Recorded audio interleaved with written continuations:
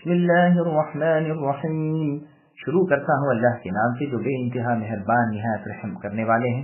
حامیم، تنزیل الکتاب من اللہ العزیز الحکیم، ان فی السماوات والارض لآیات للمؤمنین وفی خلقکم وما یبث من دابۃ آیات لقوم یوقنون واختلاف الليل والنهار وما أنزل الله من السماء من رزق فأحيا به الأرض بعد موتها وتصريف الرياح آيات لقوم يعقلون۔ حامیم، یہ کتاب اللہ غالب حکمت والے کی طرف سے نازل ہوئی ہے۔ آسمانوں اور زمین میں ایمانداروں کے لیے یقیناً بہت سے دلائل ہیں، اور خود تمہاری پیدائش میں اور جانوں کے پھیلانے میں یقین رکھنے والی قوم کے لیے بہت سی نشانیاں ہیں، اور رات دن کے بدلنے میں اور جو کچھ روزی اللہ تعالیٰ آسمان سے نازل فرما کر زمین کو اس کی موت کے بعد زندہ کر دیتے ہیں، اس میں اور ہواؤں کے بدلنے میں بھی ان لوگوں کے لیے جو عقل رکھتے ہیں دلائل ہیں۔ سامعین، بناتوں کی تفسیر سماعت کیجیے۔ غور کرو تو ہر طرف اللہ کی قدرت کاملہ نظر آتی ہے۔ اللہ تعالیٰ اپنی مخلوق کو ہدایت فرماتے ہیں کہ وہ اللہ تعالیٰ کی قدرت کی نشانیوں میں غور و فکر کریں، اللہ تعالیٰ کی نعمتوں کو جانیں اور پہچانیں، پھر ان کا شکر بجا لائیں۔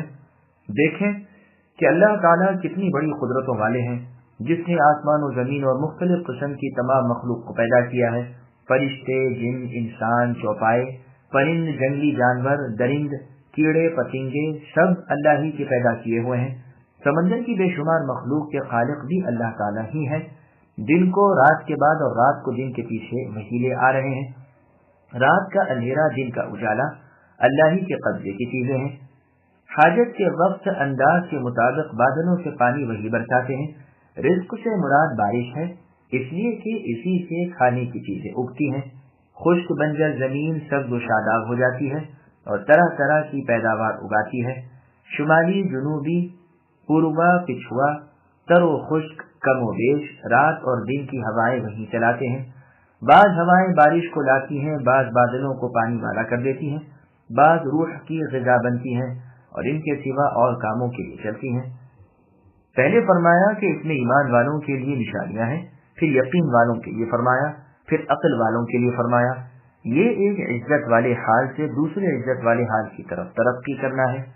اسی کی مثال سورہ بقرہ کی آیت نمبر 164 میں ہے، ان فی خلق السماوات والارض۔ امام ابن ابی حاتم نے یہی پر ایک طویل اثر وارد کیا ہے، لیکن وہ عجیب و غریب ہے۔ اس میں انسان کو 4 قسم کے اخلاق سے پیدا کرنا بھی ہے۔ واللہ اعلم۔ تلك آیات اللہ نتلوها علیک بالحق فبأي حدیث بعد اللہ وآیاته یؤمنون ویل لكل أفاک أثیم يسمع آيات الله تتلى عليه ثم يصر مستكبرا كأن لم يسمعها فبشره بعذاب أليم وإذا علم من آياتنا شيئا اتخذها هزوا أولئك لهم عذاب مهين من ورائهم جهنم ولا يغني عنهم ما كسبوا شيئا ولا ما اتخذوا من دون الله أولياء وَلَهُمْ عَذَابٌ عَظِيمٌ هَذَا هُدًى وَالَّذِينَ كَفَرُوا بِآيَاتِ رَبِّهِمْ لَهُمْ عَذَابٌ مِّن رِّجْزٍ أَلِيمٌ۔ یہ ہیں اللہ کی آیتیں جنہیں ہم آپ پر اے نبی راستی سے سنا رہے ہیں، بس اللہ تعالیٰ اور اللہ کی آیتوں کے بعد یہ کس پر ایمان لائیں گے؟ ویل و افسوس ہے ہر ایک جھوٹے گنہگار پر جو اللہ کی آیتیں اپنے سامنے پڑھی جاتی ہوئی سنے، پھر بھی غرور کرتا ہوا اس طرح اڑا رہے کہ گویا سنی ہی نہیں۔ آپ اے نبی ایسے لوگوں کو درد دینے والے عذاب کی خبر پہنچا دیجیے۔ وہ جب ہماری آیتوں میں سے کسی آیت کی خبر پا لیتا ہے تو اس کی ہنسی اڑاتا ہے۔ یہی لوگ ہیں جن کے لیے رسوائی کی مار ہے، ان کے پیچھے دوزخ ہے۔ جو کچھ انہوں نے حاصل کیا تھا وہ انہیں کچھ بھی نفع نہ دے گا، اور نہ وہ کچھ کام آئیں گے جن کو انہوں نے اللہ کے سوا رفیق و دوست بنا رکھا تھا۔ ان کے لیے تو بہت بڑا عذاب ہے۔ یہ سرتا پا ہدایت ہے، اور جن لوگوں نے اپنے رب کی آیتوں کو نہ مانا ان کے لیے بہت سخت دردناک عذاب ہے۔ سامعین، اب ان آیتوں کی تفصیل سماعت کیجیے۔ اگر قرآن پر نہیں تو کس چیز پر یہ لوگ ایمان لائیں گے؟ مطلب یہ ہے کہ قرآن جو حق کی طرف سے نہایت صفائی اور وضاحت سے نازل ہوا ہے، اس کی آیتیں اے نبی آپ پر تلاوت کی جا رہی ہیں جسے یہ لوگ سن رہے ہیں اور پھر بھی نہ ایمان لاتے ہیں نہ عمل کرتے ہیں، تو پھر آخر ایمان کس چیز پر لائیں گے؟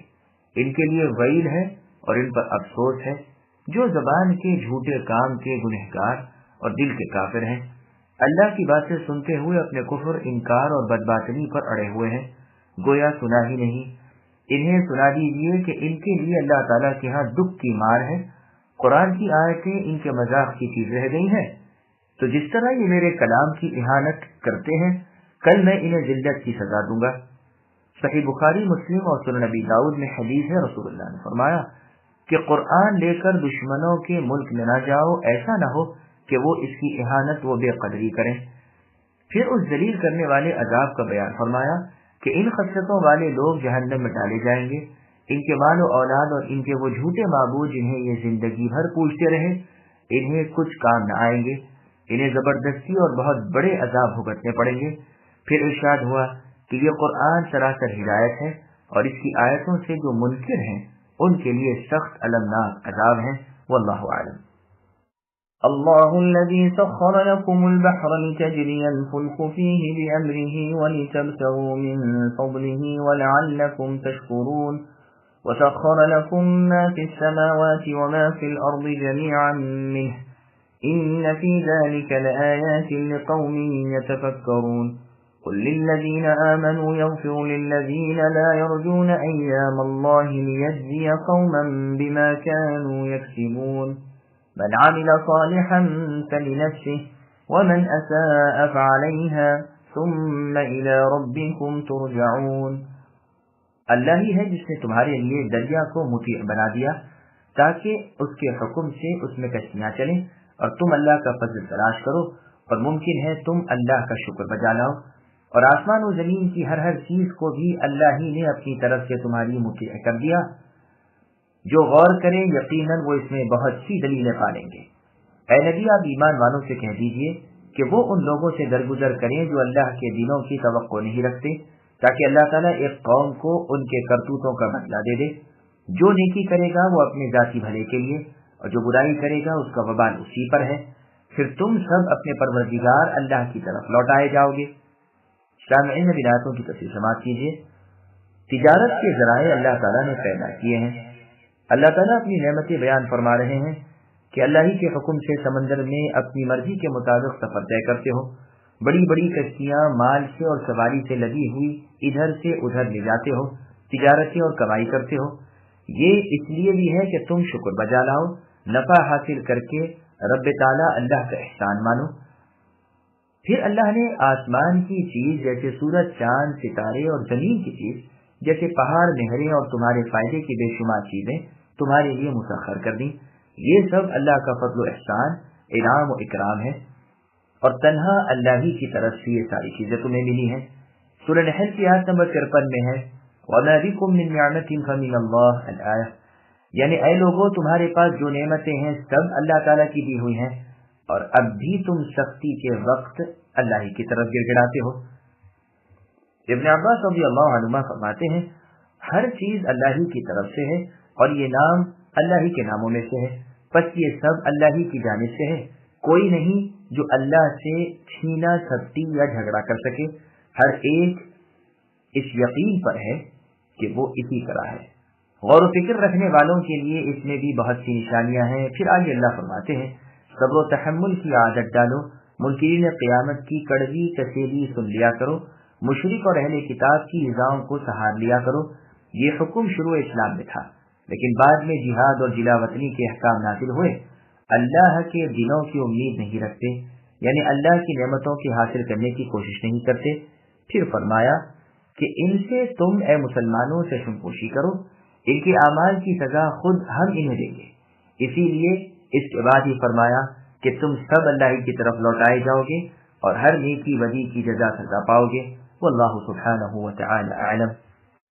وَلَقَدْ آتَيْنَا بَنِي إِسْرَائِيلَ الْكِتَابَ وَالْحُكْمَ وَالنُّبُوَّةَ وَرَزَقْنَاهُمْ مِنَ الطَّيِّبَاتِ وَفَضَّلْنَاهُمْ عَلَى الْعَالَمِينَ وَآتَيْنَاهُمْ بَيِّنَاتٍ مِنَ الْأَمْرِ فما اختلفوا إلا من بعد ما جاءهم العلم بغيا بينهم إن ربك يقضي بينهم يوم القيامة فيما كانوا فيه يختلفون ثم جعلناك على شريعة من الأمر فاتبعها ولا تتبع أهواء الذين لا يعلمون إنهم لن يغنوا عنك من الله شيئا وإن الظالمين بعضهم أولياء بعض والله ولي المتقين هذا بصائر للناس وهدى ورحمة لقوم يوقنون.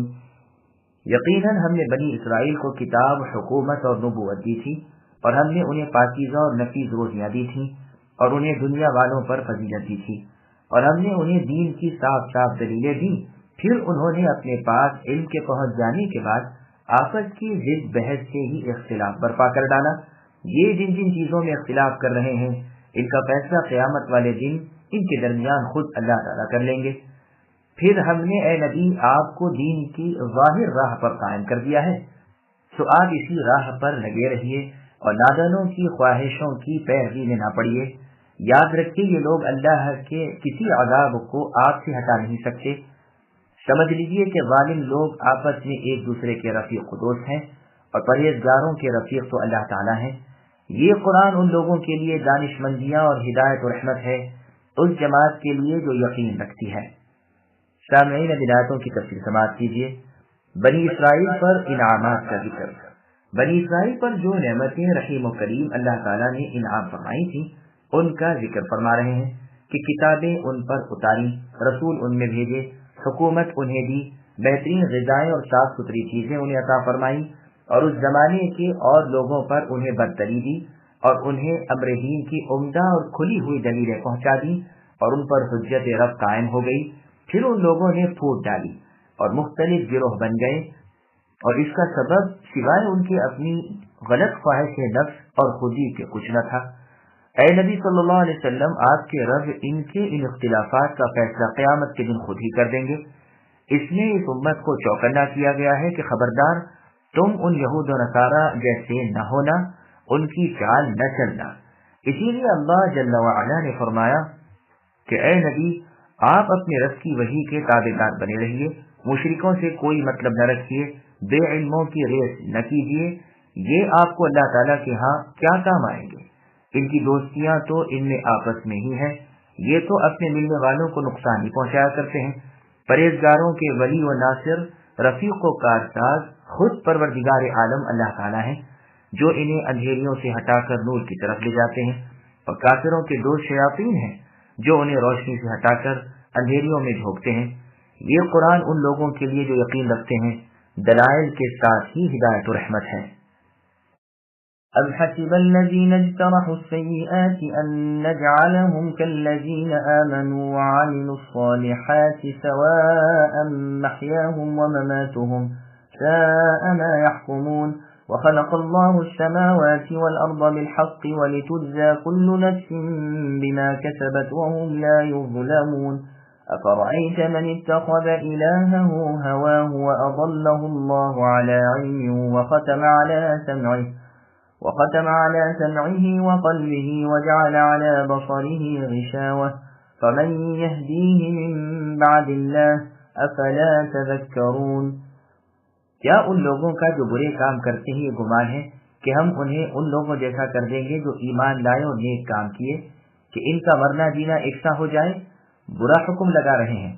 آسمان و زمین کو اللہ تعالیٰ نے بہت ہی عدل کے ساتھ پیدا کیا ہے، اور تاکہ ہر شخص کو اس کے کیے ہوئے کام کا پورا پورا بدلہ دیا جائے، ان پر ظلم نہ کیا جائے گا. اے نبی، کیا آپ نے اسے بھی دیکھا جس نے اپنی خواہش نفس کو اپنا معبود بنا رکھا ہے، اور باوجود سمجھ بوجھ کے اللہ نے گمراہ کر دیا ہے، اور اس کے کان اور دل پر مہر لگا دی ہے، اور اس کی آنکھ پر بھی پردہ ڈال دیا ہے. اب ایسے شخص کو اللہ کے بعد کون ہدایت دے سکتا ہے؟ کیا اب بھی تم نصیحت نہیں پکڑتے؟ سامعین ہدایتوں کی تفصیل سماعت کیجیے. دوزخی اور جنتی ہرگز برابر نہیں. اللہ تبارک و تعالی ارشاد فرماتے ہیں کہ مؤمن و کافر برابر نہیں، جیسے اور آیت میں ہے کہ دوزخی اور جنتی برابر نہیں، جنتی کامیاب ہے. یہاں بھی فرماتے ہیں کہ ایسا نہیں ہو سکتا کہ کفر و برائی والے اور ایمان و اچھائی والے موت و زندگی میں دنیا و آخرت میں برابر ہو جائیں۔ یہ تو ہماری ذات اور ہماری صفت عدل کے ساتھ پرلے درجے کی بدگمانی ہے۔ طبرانی میں ہے کہ تمیم داری رضی اللہ عنہ رات بھر تہجد میں اسی آیت کو بار بار پڑھتے رہے، یہاں تک کہ صبح ہو گئی، یعنی فجر کا وقت ہو چلا۔ پھر آگے اللہ نے فرمایا کہ اللہ تعالیٰ نے آسمان و زمین کو عدل کے ساتھ پیدا کیا، وہ ہر ایک شخص کو اس کے کیے کا بدلہ دیں گے، اور کسی پر اللہ کی طرف سے ذرا سا بھی ظلم نہ کیا جائے گا۔ پھر اللہ تعالیٰ جل وعلا فرماتے ہیں کہ تم نے انہیں بھی دیکھا جو اپنی خواہشوں کو اپنا معبود بنائے ہوئے ہیں، جس کام کی طرف طبیعت جھکی کر ڈالا، جس سے دل رکا چھوڑ دیا۔ یہ آیت فرقہ معتزلہ کے اس اصول کو رد کرتی ہے کہ اچھائی برائی عقلی ہے۔ امام مالک رحمہ اللہ اس کی تفسیر کرتے ہوئے فرماتے ہیں، جس کی عبادت کا اس کے دل میں خیال گزرتا ہے اسی کو پوجنے لگتا ہے۔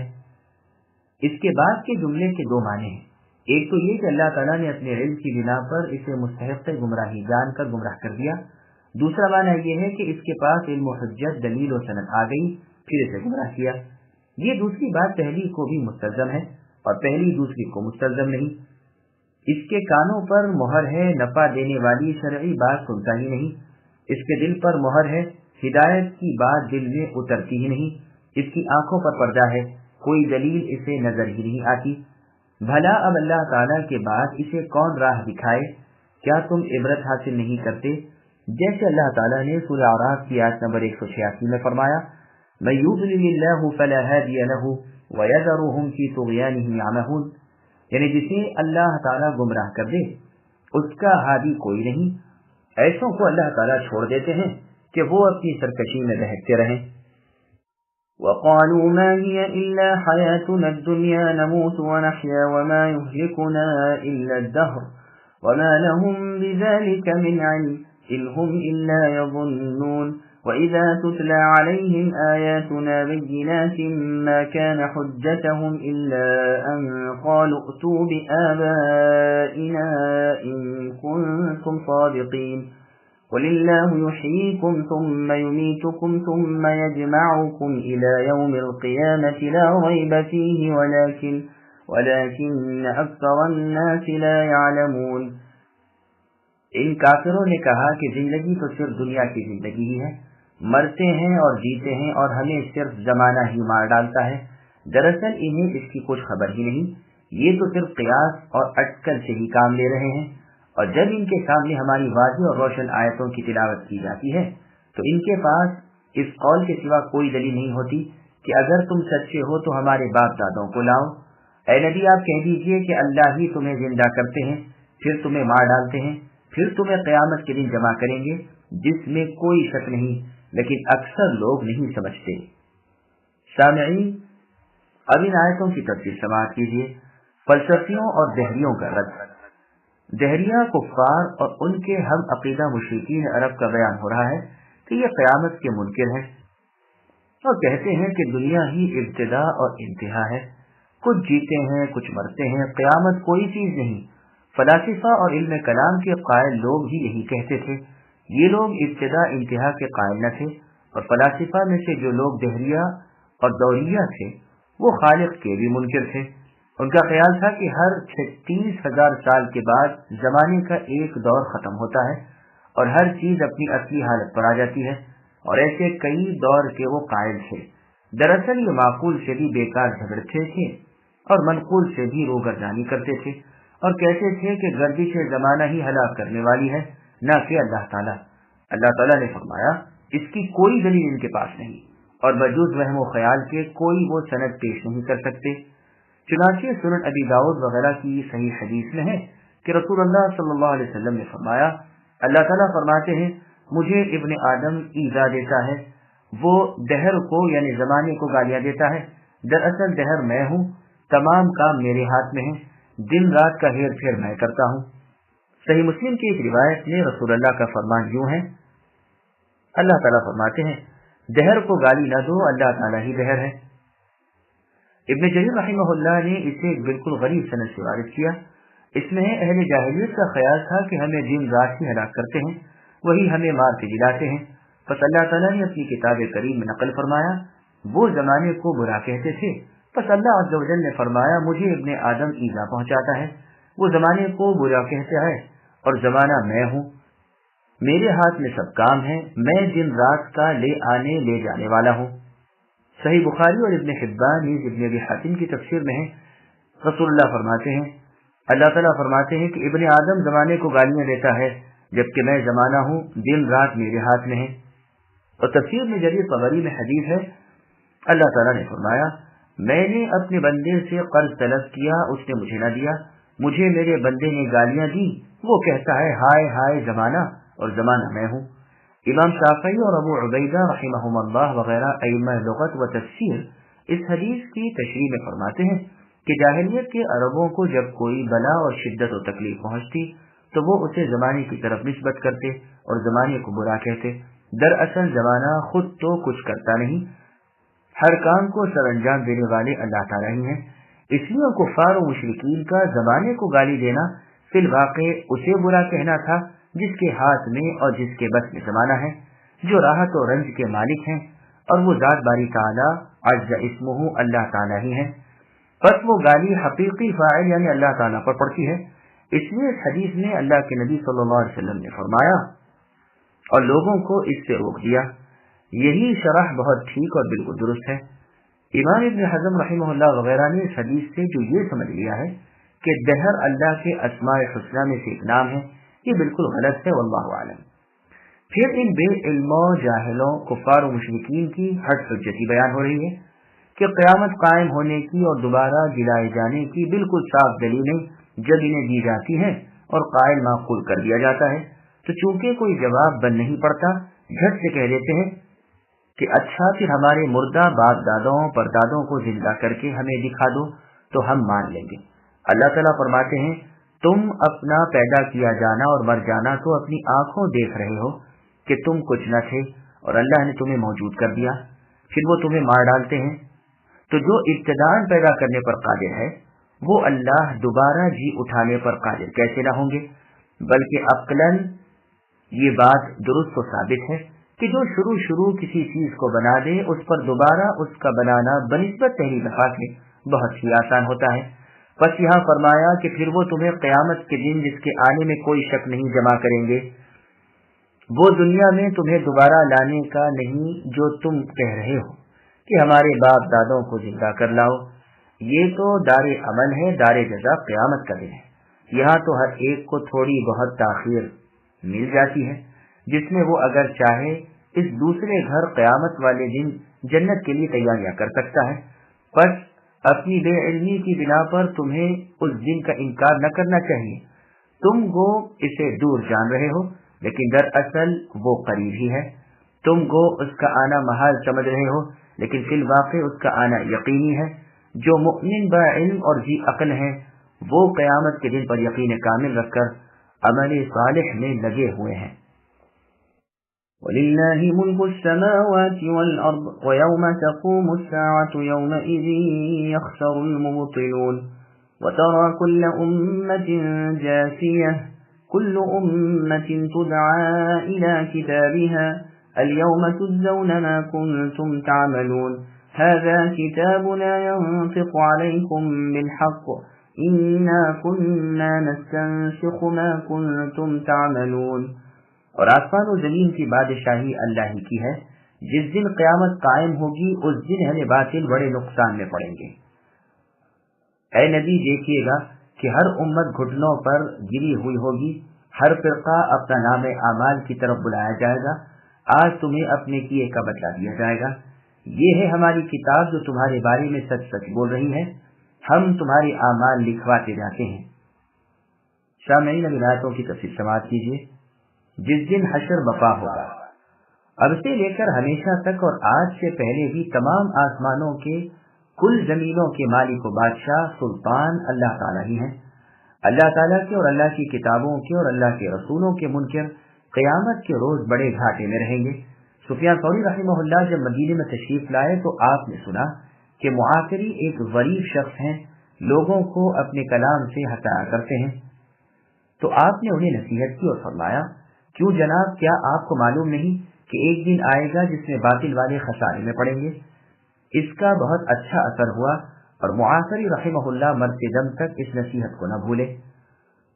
وہ دن ایسا ہولناک اور سخت تر ہوگا کہ ہر شخص گھٹنوں پر گرا ہوا ہوگا۔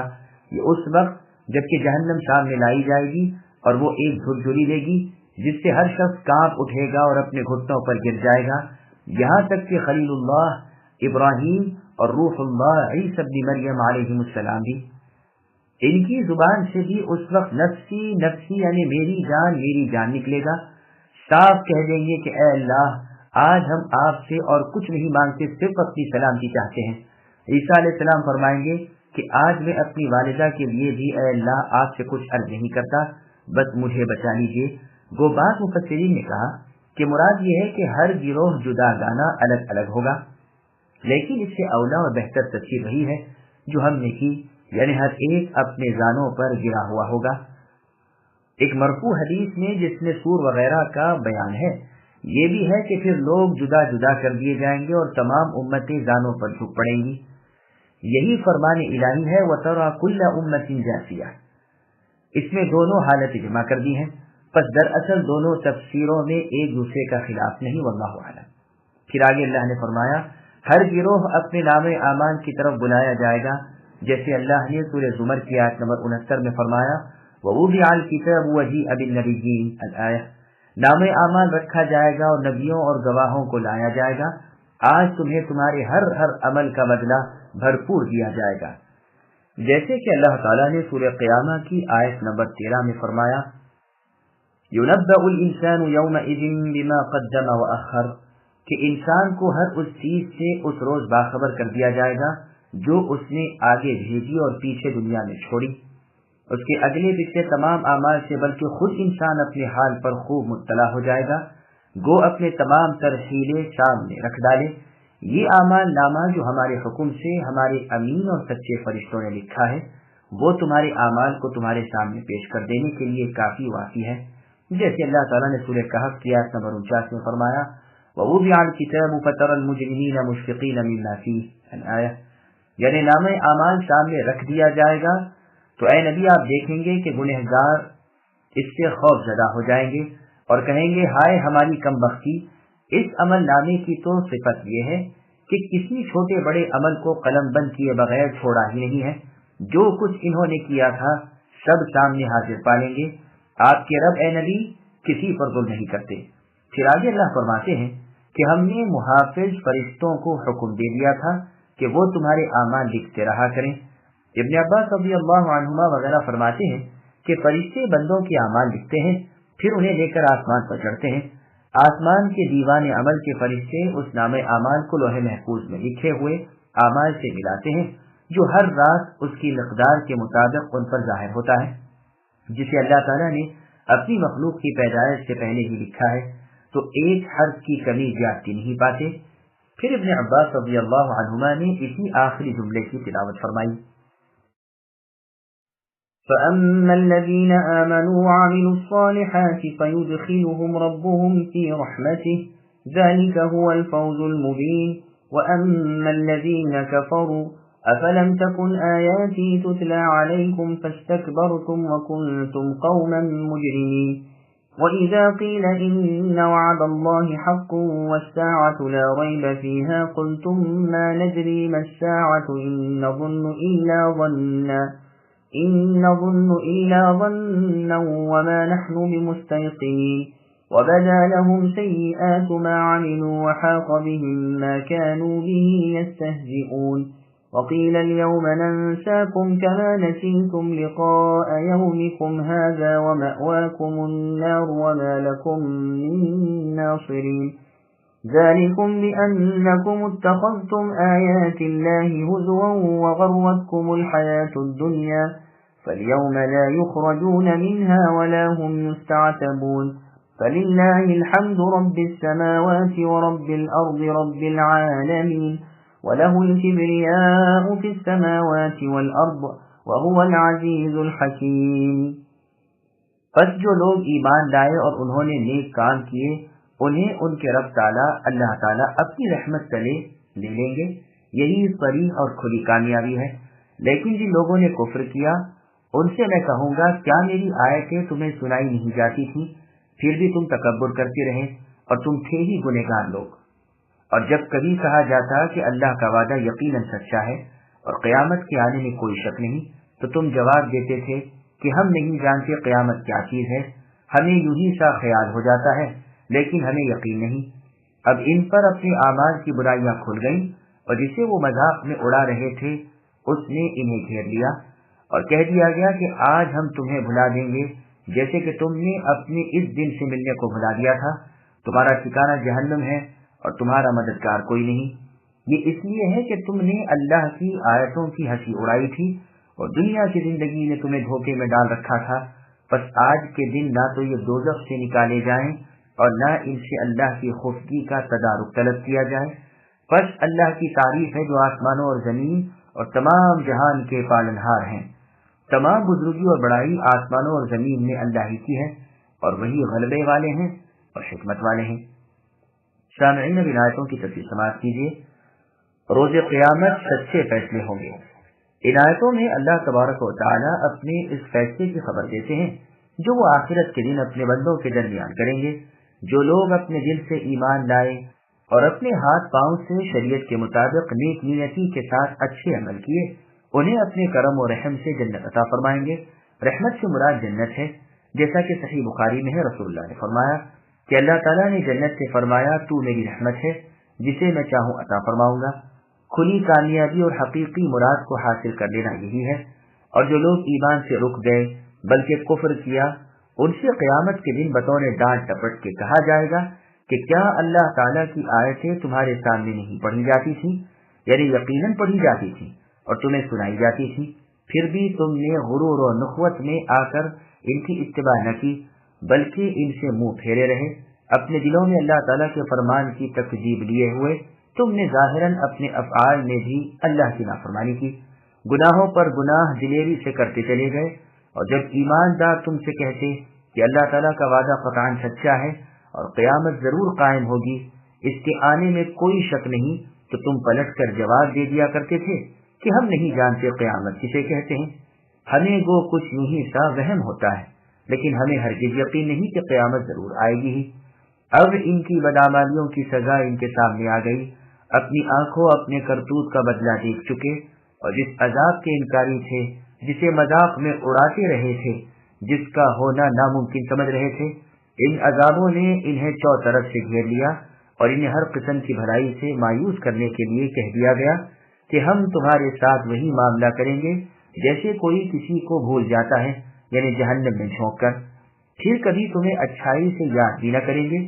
یہ بدلہ ہے اس کا کہ تم اس دن کی ملاقات کو بھلائے ہوئے تھے، اس کے لیے تم نے کوئی نیک عمل نہ کیا کیونکہ تم اس کے آنے کی صداقت کے قائل نہ تھے۔